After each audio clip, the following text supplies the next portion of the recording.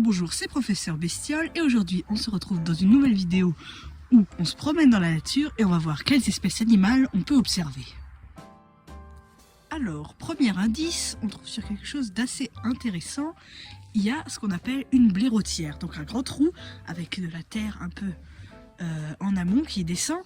Une blairotière, donc il y a un terrier de blaireau. On peut remarquer qu'il y a aussi des traces de passage là-haut et un deuxième trou encore au-dessus, là, au niveau de mon doigt. En effet, les blaireaux sont assez connus pour creuser de longues galeries et un vrai réseau de tunnels sous la terre. Et l'entrée de ce tunnel sous la terre s'appelle la blairotière.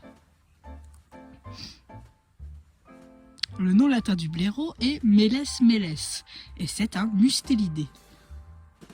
Il est omnivore, c'est-à-dire qu'il se nourrit principalement de petits animaux, comme des insectes, des vers dont il raffole, des limaces, des escargots, des grenouilles, des souris, et des proies plus grosses comme des hérissons, des lapins, ou encore des charognes, mais aussi des racines, des fruits et des champignons.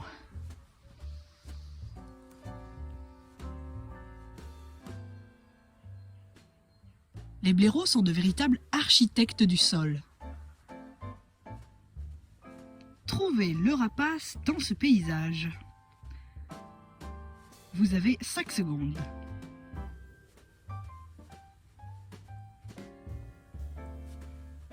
Ça fait 5. Je vais zoomer. Et maintenant, vous voyez mieux? Bon, c'est un peu loin, je vous avoue.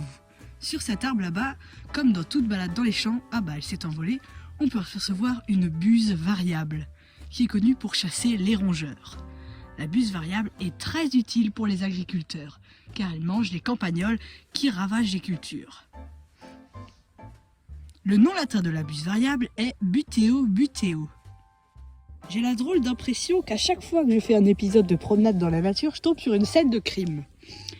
Donc là, je sais pas vraiment à quoi j'ai affaire, mais c'est des poils, des gros morceaux de fourrure de renard qui ont été arrachés.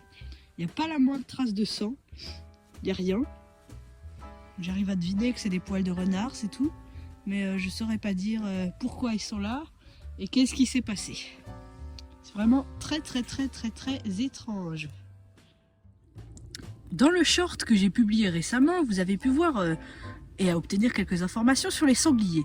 Maintenant, vous pouvez observer la trace de pas, l'empreinte d'un sanglier.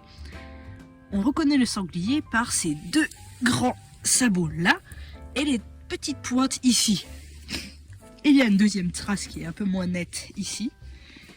Et on remarque que ça doit être une grosse femelle qui est passée par ici, une laie. Ça peut aussi très bien être un mâle, mais c'était vraiment quelque chose d'assez grand parce que généralement je trouve des traces plus petites que celle-là. Si d'aventure vous passez sur une route de campagne et que sur les côtés de ces routes vous trouvez ces drôles de filets et que vous vous demandez ce que c'est, je vais vous expliquer ce que c'est. Il s'agit d'un dispositif destiné à faire traverser les batraciens sans risque. Les batraciens, donc amphibiens, crapauds, grenouilles, tritons, salamandres. Sans risque, c'est-à-dire d'éviter qu'ils se fassent écraser par des voitures. Ils sont bloqués par ce filet qu'ils vont longer et tomber au fur et à mesure dans des petits seaux.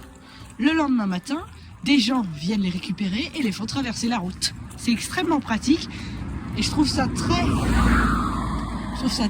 intéressant pour la protection de la nature.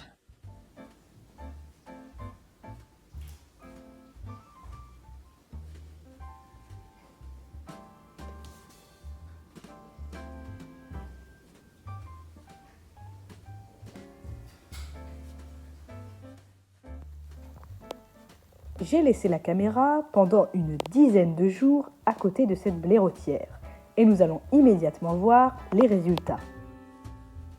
C'est l'heure de voir les résultats. Et voici un blaireau de dos. Vous excuserez d'ailleurs la qualité de la vidéo qui n'est pas très bonne. Le nom latin du blaireau est Meles meles et c'est un mustélidé. Voilà, ça y est, on le voit de face avec un autre individu derrière.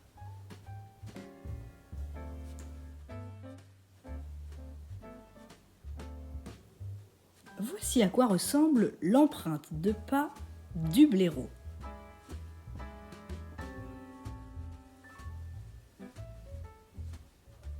Le blaireau peut mesurer 75 à 95 cm, dont la queue qui fait 15 à 20 cm.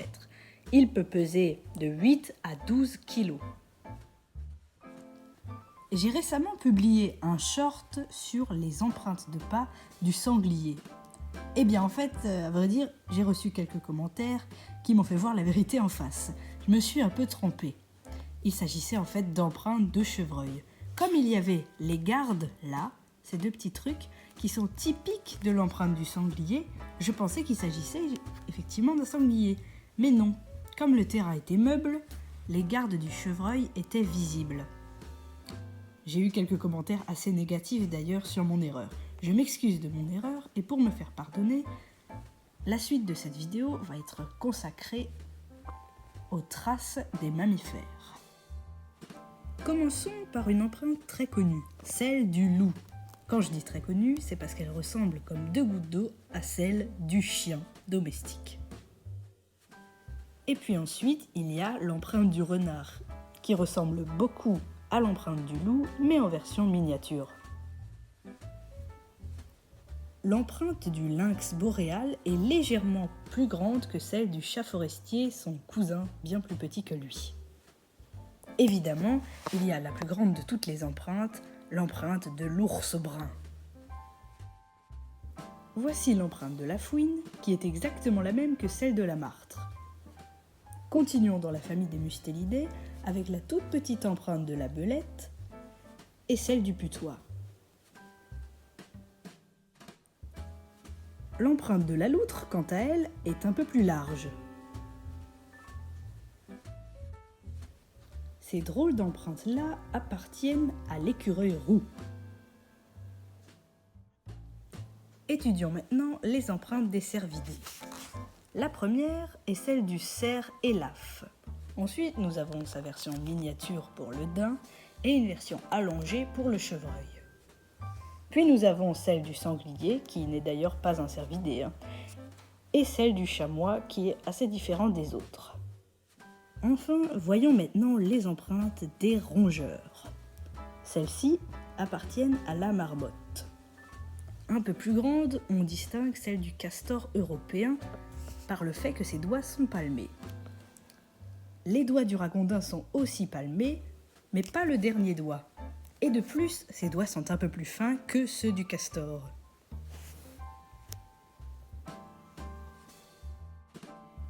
Les empreintes du loir sont fines. Celles du campagnol sont toutes petites. Celles du rat musqué sont exactement les mêmes que celles du campagnol, mais en un peu plus grandes. Voyons maintenant les empreintes des insectivores. Et commençons par les plus petites de toutes les empreintes des mammifères, celles des musaraignes, et enfin celles des hérissons, qui sont en fait une version plus grande de celle des musaraignes. Dans cette vidéo, j'ai parlé à plusieurs reprises de campagnol. Certains le confondront certainement avec la souris ou le mulot. C'est pourquoi la prochaine vidéo sera consacrée aux